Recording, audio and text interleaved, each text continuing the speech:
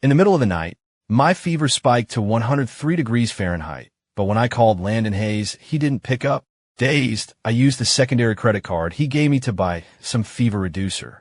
The next day, the headline "Sonny, the Gold Digger" was everywhere. The endorsement deal I had worked so hard to secure was canceled. My already tarnished reputation was completely ruined. Having just clawed my way back from bankruptcy, I was dragged back into the mud. I had no choice but to find Landon to explain and apologize. But as I reached the door of the private dining room, I heard his mocking voice. Do you guys know the best way to get a woman completely under your control? It's not about spending money on her. It's about making her owe you money. Ruin her career. Saddle her with massive debt. That way, she can't leave even if she wants to. Looking at the astronomical penalty clause in my contract, I suddenly understood everything. Why my family's business went bankrupt. Why my career had ground to a halt. It turned out that all the misery in my life had been orchestrated by Landon Hayes. While I stood there stunned, dozens more hateful private messages flooded my inbox. They all repeated the same tired insults. They called me a greedy gold digger, saying a leopard can't change its spots. They said I was shameless and didn't appreciate a wonderful man like Landon. Someone even found my parents' address and sent funeral wreaths and dead rats to intimidate them. People dug up my old films and demanded they be pulled from streaming services. On all my social media accounts, the comment sections were a cesspool of vile remarks. Some went as far as to Photoshop my face onto vicious memes. They screamed for me to quit Hollywood and disappear from the public eye. And all of this happened simply because I used Landon's credit card to buy a box of Tylenol. I couldn't resist finding the original post that started the pile-on. It read, "A certain actress with the initial S has to be the most shameless person I have ever seen. Her family went bankrupt, and Landon Hayes invested over $1 billion to bail her out. But instead of being grateful, she schemed her way into his bed and became Mrs. Hayes. She spent his money like water throughout their marriage, and on top of that, her private life is a complete mess. She earns tens of millions from a single endorsement deal, yet she not only stiffs her own staff on their salaries, she even makes her husband pay for a simple box of medicine. I have never seen a celebrity so cheap and petty." The post was clearly aimed at me.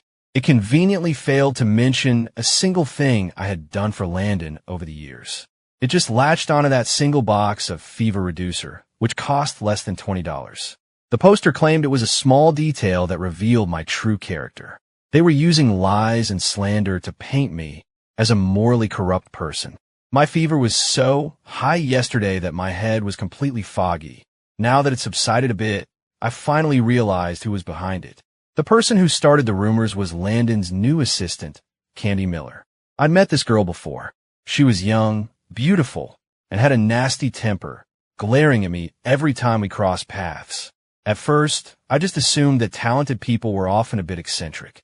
Now I understood she already saw herself as the next Mrs. Hayes. I opened her Instagram profile and saw it was filled with posts about her life with Landon. Ski trips to Aspen, parties at vineyards in Napa. It was a perfect portrait of a decadent, high-society lifestyle. The most jarring post was from last night's charity gala. Candy was wearing a $1 million custom gown and dripping in $10 million worth of jewels, standing next to Landon as they were interviewed under the spotlights. Suddenly, it all made sense. Why the event organizers had rescinded my invitation at the last minute. Why Landon hadn't answered my calls last night. He already had a new woman, Candy, by his side. And now this new flame, with Landon's blessing, was eager to tear me down so she could take my place. I couldn't help but look up at the group laughing inside the private room.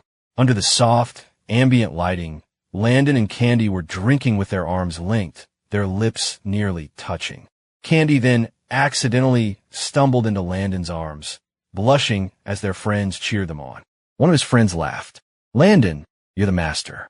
You managed to land a beauty like Sonny without spending a dime, and you've kept her completely devoted all these years. But aren't you worried she'll find out and lose it?" Landon took Candy's hand, kissed it gently, and then laughed dismissively. "Do you have any idea what the penalty clause in Sonny's contract is? $800 million. Without me, she'll never be able to pay that off in her lifetime. So no matter what I do, She has no choice but to stay right where I want her by my side. As he spoke, Landon smugly shared his secrets for wife management with his friends. He explained how he orchestrated my family's bankruptcy, only to swoop in like a white knight to win my heart. He detailed how he used a simple box of medicine to destroy my reputation and sabotage my career, leaving me with no option but to depend on him. He was so proud as he said it, completely oblivious to me standing outside, tears streaming down my face. I remember I was at the lowest point of my life when I met Landon. My family's company had gone bankrupt, and my father, in his despair, had taken his own life. The shock sent my mother, who had lived a sheltered life, to the hospital with a heart attack. To make money, I desperately took any acting job I could get. But I was tangled up in lawsuits, and all the actors and directors who were once my friends started avoiding me. Only Landon stepped forward to help. It was a bright, sunny day when Landon knelt in front of me and smiled. "Sonny, I've seen your films," he said. "You're so pure and beautiful, not like the others in this industry. Please, give me a chance to do something for you." Before I could even respond, Landon had already sprung into action. He paid off all of my family's debts. He found the best specialists in the country to treat my mother. He showered me with designer jewelry, mansions, and diamond rings without a second thought. When he found out I loved animals, he spared no expense. He even built me a sprawling, multi-acre mansion in New York City, where every inch of land is worth a fortune. Everyone said I was the luckiest woman alive to have met a benefactor like Landon. He single-handedly took me from a struggling actress to an A-list celebrity. I was young and naive back then. I didn't understand how cruel the world could be or how deceitful people were. I was completely swept away by Landon's charm and generosity. Then, on our wedding day, Landon told me something. "Sonny, I've been hurt before. The one thing I can't stand is a gold digger. I want our love to be pure, without any financial interests involved." To that end, he had a prenuptial agreement drawn up. The terms were crystal clear. Landon's official salary was only $1 per year. If we divorced, the only asset I would be entitled to was that single dollar. To put his mind at ease and to prove my love for him, I signed the document without a moment's hesitation. But it was only after we were married that I discovered the true extent of Landon's scheming. The money he invested to save my family's company was all structured as loans. I was expected to pay back every single penny with interest. The jewelry he gave me was all registered in his mother's name. I didn't own any of it, and I even had to pay a substantial rental fee each time I wore a piece. The mansion and luxury cars he gave me only had the down payments covered. I was responsible for the enormous monthly mortgage payments. On top of that, the prenup had other stipulations. As Mrs. Hayes, I was obligated to uphold the family and corporate image. This meant attending countless events with Landon and acting as an unpaid spokesperson for his company's products. I had to buy my own designer clothes and jewelry to maintain the dignified appearance of Mrs. Hayes. The packed schedule of parties and corporate events consumed all of my time. My once thriving career took a nosedive. It completely drained what little savings I had left. I tried to complain to Landon about it, but every time, he would just hold me close and say the same thing. "Sonny, I don't want this either. But the Hayes Corporation is a massive entity, and I can't override the board's decisions. Just be patient. Once I have full control of the family business, I'll make it all up to you." I was patient for 3 years. For 3 years, I gave him my heart, my soul, everything I had. And in return, my family was destroyed and my name was dragged through the mud. Now, thanks to his scheming, I was facing an impossible penalty clause. All that talk of love and sincerity from the very beginning, it was all just a calculated plot to bleed me dry. I couldn't control my emotions. I fled into the restroom and broke down, sobbing uncontrollably. I turned on the faucet to drown out the sound of my own grief. When I finally looked up, Candy Miller was standing in front of me. She was dressed in an expensive designer outfit, a smug, triumphant look in her eyes. "Sonny, I assume you heard all of that," she said. "You must be heartbroken, devastated even, and there's absolutely nothing you can do about it. Let me give you some friendly advice. Just divorce Landon quietly. While you still have a little bit of fame left, you could do some porn, find a rich old man. You might be able to pay off your debts eventually. Otherwise, when you're old and your looks are gone, and he finally kicks you to the curb, life is going to be much harder. She knew my weaknesses, she understood my pain, and every word was designed to twist the knife. When I didn't respond, Candy leaned in closer. In a demonic whisper that only I could hear, she said, "Oh, and by the way, I bet you didn't know this. I'm the one who drafted your prenup, and I was the one who engineered your family's bankruptcy all those years ago. So don't even think you can get rid of me. I'm not just some pretty trophy like you. I'm the only one who's truly worthy of standing by Landon's side." Her vicious expression reminded me of the look of utter despair in my father's eyes before he died. I finally snapped. I slapped her hard across the face. The second my hand made contact, a force shoved me aside. Landon was suddenly there, standing protectively in front of Candy. He looked at the faint red mark on her cheek, his face filled with concern. The tenderness I once saw in his eyes was gone, replaced by a barely concealed rage. "Sonny, what the hell are you doing? Apologize to Candy right now. Do you have any idea what this would do to the company's image if someone saw you?" He was worried about Candy, worried about his company. He didn't even notice that my heart had already died. I slowly pulled myself to my feet and forced the words out through clenched teeth. "Landon, I want a divorce. A divorce. I could find a way to pay for my mother's medical bills on my own. I could work to pay off the debts, even if it took the rest of my life. Even if it took every last bit of my strength. Anything was better than spending another day in misery by Landon's side."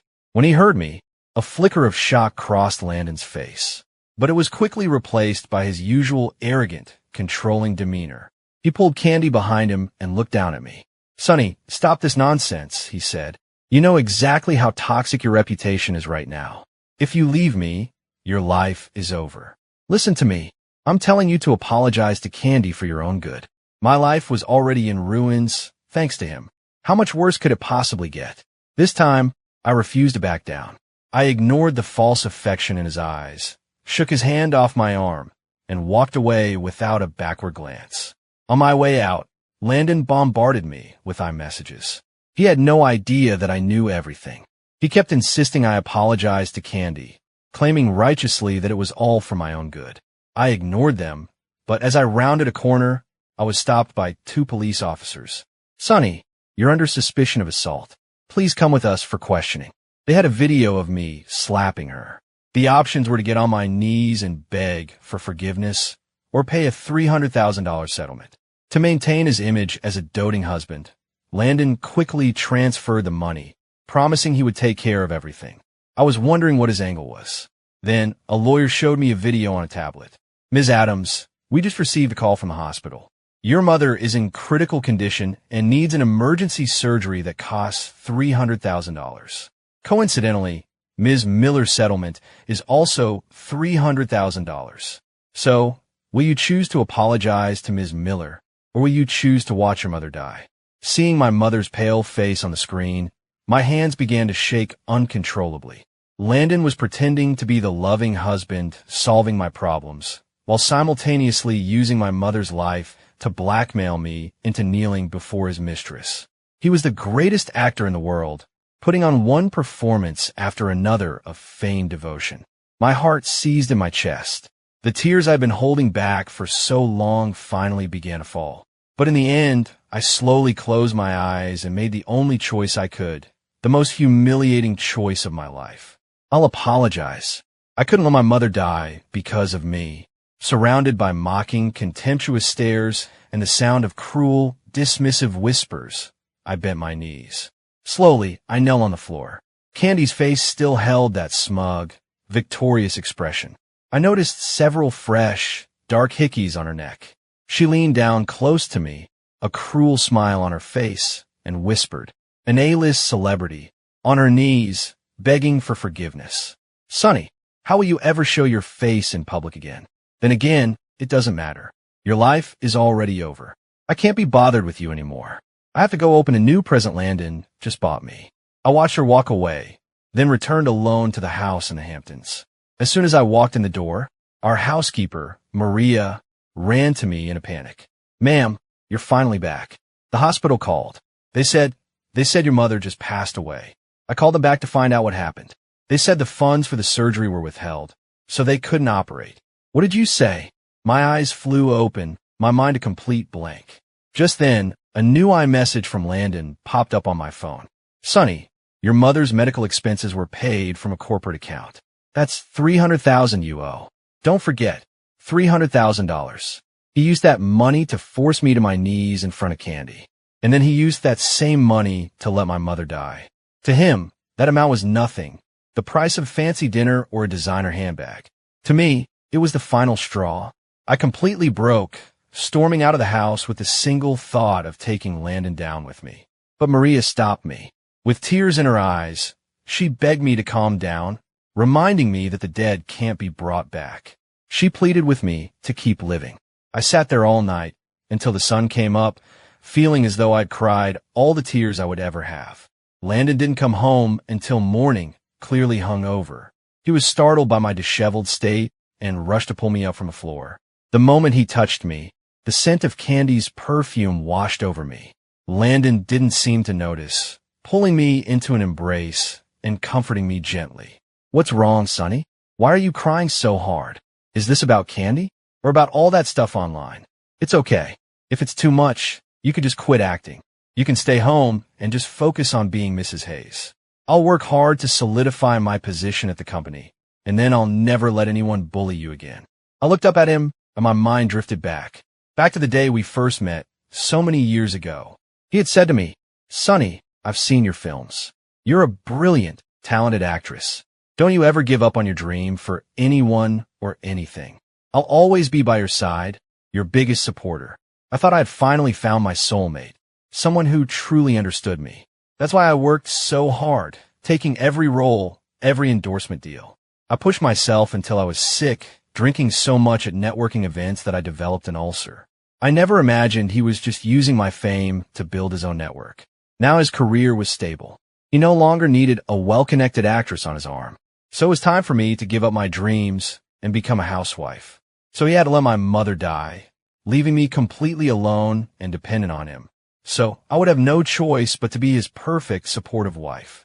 The pain was so intense I couldn't even speak. I tried to pull away from his touch, but he had already let go. He was looking at his phone, a sense of urgency on his face. Sonny, you get some rest. I'll have Maria stay with you. Something urgent came up at the office. He left in a hurry, unaware that Candy had sent me a message as well. It was a screenshot of her conversation with him, sent to celebrate her final victory in taming me. Landon had bought her a $30 million mansion as a reward. And right now, Candy was waiting for him in her new home, dressed in lingerie. How pathetic. How utterly tragic. I looked at the social media posts demanding I be blacklisted from the industry, and the tears started again. Why? What had I done to deserve this? Why did the man who destroyed my life get to be so happy and carefree, while I, who had done nothing wrong, was being crucified? I thought about it for a long time, and then I made a decision. Before I left the industry for good, I was going to put on one last spectacular show for Landon Hayes. That night, the news that A-list star Sunny Adams had been driven to suicide, taking her unborn child with her, exploded online. Landon was jolted from his sleep by a relentless series of phone calls. The person on the other end didn't wait for him to get angry. They just blurted it out. Mr. Hayes, it's bad. You need to see the news right now. Your wife, she killed herself. What? Landon shot up in bed. All traces of sleep vanished, his heart hammering in his chest. Without thinking, he grabbed his phone, his first instinct to call me. But his screen was flooded with news alerts. A-list actress jumps to her death. Troubled love affair suspected. Heartbreaking suicide note revealed. Beloved CEO's devotion a complete sham. The flood of headlines and notifications was overwhelming. It took him a long time to piece together what had happened. Last night, after he had left the house, I had apparently driven to the coast and jumped from the cliffs. Not only that, but right before my death, I had posted a long, gut-wrenching suicide note to my public Twitter account. In it, I detailed everything I had gone through over the past few years. I wrote about how Landon had manipulated me into giving up my career, how he had bled me dry financially, and how he had left me buried under a mountain of debt. I even included a detailed list of our shared expenses from our years of marriage. The list was long, covering everything from stock investments down to a box of condoms. It showed that we split nearly every single expense. Far from being a gold digger, I had actually incurred countless extra expenses just to maintain Landon's public image. If it had just been the list, Landon might have been able to spin his way out of it. But my death took the scandal to a whole new level. No one would use their own life to frame someone. The suicide note became the final, desperate cry of a woman who had been pushed beyond her breaking point. As soon as the news broke, public sympathy swung entirely in my favor. The tide of public opinion turned completely. The same people who had been calling me a cheapskate were now aiming all their vitriol at Landon. I can't believe an A-list star was living such a miserable life. This is just heartbreaking. So much for marrying a billionaire.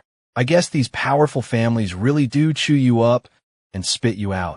Poor Sunny. Her entire life was ruined by that man. I'm an attending physician at Mount Sinai, and I've met Sunny. She was going through so much, with her mother sick and her father's recent death, all while trying to juggle filming and hospital visits. Landon says all the right things, but I never once saw him at the hospital in all those years. He wouldn't even pay for his mother-in-law's life-saving surgery. I also heard rumors that he was somehow involved in her family's bankruptcy. These people are monsters. It wasn't just our relationship history that was dug up. Landon's affair with Candy Miller was exposed as well. Someone even found Candy's public Instagram account. That's when everyone saw the truth. The man who supposedly doted on his wife and spared no expense for her had been cheating for years. He was financially controlling and abusive towards me, nickel-and-diming my every move. Yet for Candy, he spent millions funding her lavish lifestyle. The stark contrast sent the public into a frenzy. My tragic death was the fuel that turned the fire into an inferno. An army of online vigilantes descended upon Landon. His personal social media and his company's website were completely overrun. If his home address hadn't been private, people would have been on his doorstep, and Landon could only stare at his screen in a daze. The constant stream of information was a relentless assault. He looked at it all in disbelief, unable to process the emotions swirling inside him. Sunny is dead? That's impossible. Absolutely impossible. How could she have known all of that? I told everyone that information had to be kept strictly confidential. Who leaked it? As he spoke, Landon turned and glared at Candy, whose expression was a mixture of emotions. His accusatory stare made her squirm. She looked away awkwardly and mumbled, "It must have been a coincidence. Don't worry, Landon. I'll get to the bottom of this, I promise." Candy moved towards him, trying to comfort him with a gentle touch. But this time, Landon ignored her. He kept rereading the posts, searching for any clue, any inconsistency. But the more he read, the more a chilling fear crept into his heart. All these years, Landon thought his plans were flawless, that his secrets were safe. He never realized his schemes were riddled with holes. It was my love for him that had made me blind to them. My love had made me ignore the red flags, time and time again. Now, every single one of those details was being picked apart by strangers online. Every moment of our life together was being presented as proof that he never loved me. And the worst part was, he couldn't deny any of it. An uncontrollable ache started in Landon's chest. He still refused to believe I was really gone. He couldn't believe that the vibrant, kind, and innocent girl he knew would end her life over one small betrayal. But in the next moment, his world came crashing down. He saw the news report about my mother's death. It had happened yesterday, just a few hours before my own supposed death. The cause of death was listed as complications resulting from a delayed surgical procedure due to non-payment. In that instant, Landon's heart was seized by pure panic. He couldn't contain his rage any longer and grabbed Candy by the arm. "I transfer the money. Why the hell wasn't it used for her surgery? I trusted you with this one thing. Why did this happen?" Candy had never seen Landon this furious. The color drained from her face, but she tried to remain composed. "She's gone, Landon. There's no point getting so upset over it now. Our priority should be figuring out how to handle this PR nightmare." Sunny killed herself over something so trivial. It just proves a weak person like her was never cut out to be Mrs. Hayes. But I am. Landon, just give me a chance. I'll prove it to you. I can be so much better for you than she ever was. But Landon, who had always indulged her every whim, now shoved her away. His face was cold, his eyes sharp as he stared her down. Who the hell do you think you are, comparing yourself to Sunny? You were just a toy, a tool I used to keep Sunny in line. Your only value was in relation to her. If she's really gone, I swear I'll make you pay. With that, Landon shoved Candy aside and stormed out. He had to find me.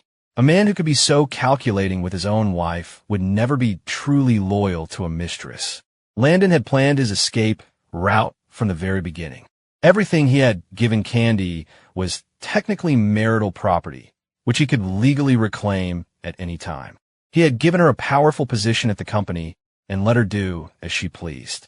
But he had also been secretly compiling a dossier on her, gathering evidence of her corporate malfeasance. He had everything he needed to send her to prison if he chose. He had 1,000 ways to destroy her. But right now, his only priority was finding me. He needed proof, a body. He couldn't accept it was real until he saw me with his own eyes. Landon started driving toward his office. Halfway there, he got a call from the police. Mr. Hayes, we found a body on the coast. Based on the identification we found, we have reason to believe it's Sonny Adams. We need you to come down to the station. The words hit Landon like a physical blow. The entire drive, he clung to a sliver of hope, telling himself it was all a mistake. But when he arrived at the beach, that hope was extinguished. The area was surrounded by police tape, and there, under a white sheet, was the person he had been so desperate to find. A detective politely showed Landon his badge and briefly explained the situation. Based on our initial assessment, the death appears to be a suicide. We also found a medical report in her purse. It indicates that Ms. Adams was nearly 3 months pregnant at the time of her death. Mr. Hayes, we're very sorry for your loss. The world tilted on its axis. Landon looked up, his expression blank, his mind refusing to accept what he was hearing. For years, he had wanted a child with me, a child that would be a symbol of their love. But my health had suffered from all the corporate events I attended for him, and I'd had trouble conceiving. It had been a source of quiet sadness between us for years. Now, this long-awaited miracle had become the source of his greatest pain. Landon staggered back a few steps. He fought to keep his composure, not wanting to break down in front of everyone. But he could feel the sharp, judgmental stares of the officers on him. The endless questions, the official investigation. It all forced him to confront the ugly truth of what he had done. Landon felt as if the entire world was mocking him, silently screaming his guilt. Landon Hayes, you are a monster. From that day on, Landon was consumed by an overwhelming grief. He couldn't put his feelings into words. He didn't know how to cope. He locked himself in our bedroom, spending his days replaying our memories, drowning in guilt and regret. But just like with that box of Tylenol, one small action had set off an unstoppable chain reaction. My death created a massive, ongoing public firestorm. His company's stock plummeted. The board of directors started proceedings to have him removed as CEO. My fans organized protests and support groups. They didn't just attack him online. They covered his office building and our home with funeral wreaths. Landon was trying to grieve for me and for our unborn child. At the same time, he was overwhelmed with managing the fallout. The more stressed and heartbroken he became, the more he found himself missing me. Maybe you really don't know what you have until it's gone. After my death, Landon couldn't get my image out of his head. He remembered how I used my beauty and my wits as a weapon, fighting his battles for him at endless corporate dinners. He remembered all the small moments we had shared. He remembered how I had given everything I had for him. The past haunted him, a constant torment. The more he tried to forget, the more vivid the memories became. Just when he felt he was on the verge of a complete breakdown, he saw a photo online. It was a blurry shot of a woman's back, but he recognized me instantly. When Landon found me, I was in the middle of a shoot on a street in London. Director Evans had cleared the set for privacy, but that didn't stop Landon. I have no idea how he found out where I was. He just showed up, flying in overnight without any warning. The look on his face when he saw me was a masterpiece. It was a mix of shock and relief that I was alive, and pure fury that I'd faked my own death and disappeared. I, however, remained perfectly calm. I never expected to hide from him forever. After a moment of stunned silence, Landon was the first to speak. "Sonny, you're alive. If you were alive, why didn't you call me? Do you have any idea how hard I've been looking for you? Do you know how much pain I've been in? I've regretted what I did every single day since you've been gone." I just laughed a cold, empty sound and looked at him with dead eyes. What did he think the reason was? It was because I never wanted to see his face again. 3 years ago, I had met the brilliant indie director, Mr. Evans, on a film set. He told me he had a script that he thought would be perfect for me. The only catch was that the production was top secret and would require me to be completely off the grid for an extended period. Back then, I was in a honeymoon phase with Landon and couldn't bear the thought of being away from him. So, I politely declined. I never imagined that this director, a true artist, had actually been waiting for me. After I saw Landon's true colors, I called Director Evans on a whim and asked if the offer was still open. He agreed immediately, without a moment's hesitation. And so we made a plan. He would help me stage the performance of a lifetime, a fake death to escape my old life. I would give up everything I had in the States and commit completely to his film. The performance was a resounding success. Director Evans even had the brilliant idea of adding the one body, two lives detail for extra impact. Our collaboration went smoothly. The only thing we didn't plan for was Landon finding me so quickly. After I explained everything, Landon was silent for a long time. Then he grabbed my arm and tried to drag me away. Director Evans immediately stepped in, blocking his path. "Mr. Hayes, I think you've made a mistake. This is Sunny Adams, my lead actress, not your late wife. Now please leave the set. You're disrupting our shoot." Landon's eyes blazed with fury. He spoke through clenched teeth. "Do you take me for an idiot? Sunny, we were together for years. Of course I recognize you. I know you're angry about your mother. I'm sorry, okay? You made your point. It's time to come home with me now. A human life." In his mouth, it was reduced to me just throwing a tantrum, as if everything and everyone in the world was just a pawn for him to control. He never understood the meaning of love or respect, and he certainly never treated me as an equal.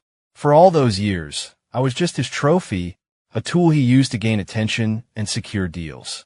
Even now, after everything, he felt no real remorse. He genuinely believed that a few empty words would be enough, that I would just forget all the pain and throw away this new life I had built, that I would just run back into his arms. Landon Hayes was the most calculating, cold-hearted man I had ever met. I ripped my arm from his grasp, slapped him hard across the face, and spoke in a voice like ice. "Stop dreaming, Landon. From the day you first decided to ruin me, from the day you let my mother die, I swore I would never, ever forgive you. And as long as I am breathing, I will make you pay for what you did to my family." Perhaps the fury in my eyes finally got through to him. The shock in his expression slowly gave way to a deep sadness. After a long silence, he finally whispered, "I'm sorry. Sonny, I never wanted any of this to happen. But my upbringing, my family, it forces you to be careful. You have no idea what it was like for me growing up, the kind of things I had to deal with every day. I wanted to love you with everything I had, without any reservations. But Sonny, I had my own pressures, my own burdens." Landon went on, telling me his life story. He talked about the betrayals he'd suffered since he was a child, from friends, from his own family. He even managed to squeeze out a few tears as he told his sob story. "I know I did things that hurt you, but please, Sonny, you have to believe me, that was never my intention. I had my reasons, things I couldn't control. Just give me one more chance. I'll make it all up to you. I'll give you anything you want. It was too late. My mother was dead. She wasn't coming back. And the one thing I wanted, I could never have again. From the moment I learned the truth, the only thing I felt for Landon was a bottomless, burning hatred. Leaving him was just the first step. I was waiting for my chance to get revenge. Soon, that chance arrived. The film I made with Director Evans was a massive critical and commercial success. It generated huge buzz, both in the US and internationally. I won several major awards for my performance, and I was suddenly back in the spotlight. At the Academy Awards ceremony, With the whole world watching, I told my story. I told them everything Landon had done to me. I presented the evidence, proving he was responsible for my family's ruin. And Landon, who was in the audience, just sat there and watched me, not saying a word in his own defense.